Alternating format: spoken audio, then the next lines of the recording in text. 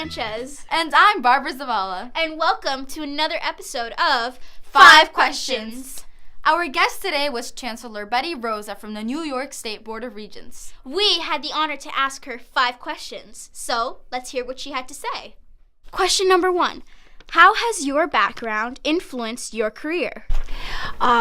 First of all, my story is an interesting story. I was born in New York. At the age of 5 months, I went to live with my grandmother in Puerto Rico, and I was there for 9.5 years. I came back to New York at the age of almost 10. When I first came to New York, it was very painful and it was very trying since I didn't speak the language, and it was very difficult for me because I truly wanted to belong and I wanted to be part of a school culture where the language was English, and there were very few. The school that I went to had very few children that spoke Spanish. A lot of kids were coming from Italy at the time, and so it was the first couple of years were very challenging, trying to acquire a language, trying to learn a new culture. So I then went through public school in New York City. I went through elementary, middle school, high school I went to St. Helena's High School. I would say by junior year, I found my own voice. I found my own sense of belonging. I built new friends. I could speak the language in what I would call beyond conversation. And I was able to make connections and begin to feel good about being part of that school culture. And so I think that's extremely important for children to feel that they belong and that they bring value to the culture within their schools, and that the school gives them also a feeling of this sense of identity and gives voice to them. Question number 2. What is the role of the Chancellor of the Board of Regents? Okay, well, the Board of Regents is responsible for policy making. We make the policy for the entire state. We're responsible for elementary schools, middle schools, high schools. We're responsible for colleges, museums, libraries, certification of teachers and others. And so we have a massive amount of work that we are responsible for. And we're a very old institution, and we're very proud of our work in terms of providing policy and guidance to our schools and our districts and our state. Question number 3. What is the typical day of a regent? A typical schedule could be anything from visiting schools to meetings. Sometimes it's meeting with unions, and sometimes it's meeting with advisory groups, business, people who are interested in making a difference and contributions to our work.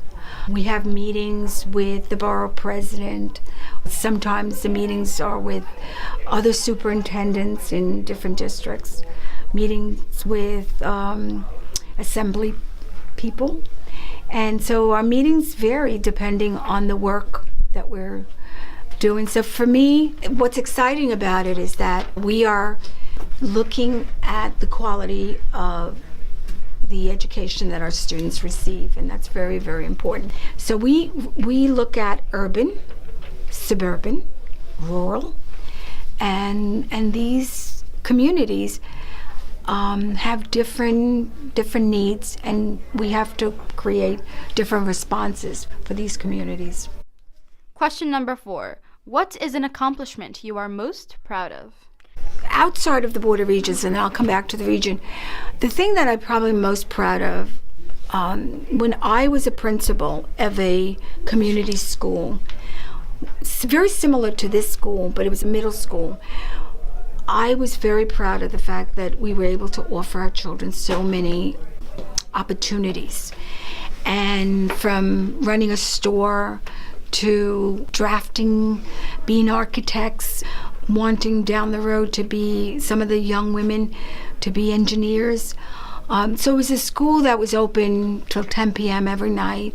And I was very, very proud to have been a part of that school because it helped me understand the importance of a community school and the importance of giving students opportunities to demonstrate their talents in so many different ways, not just in one area or a limited way.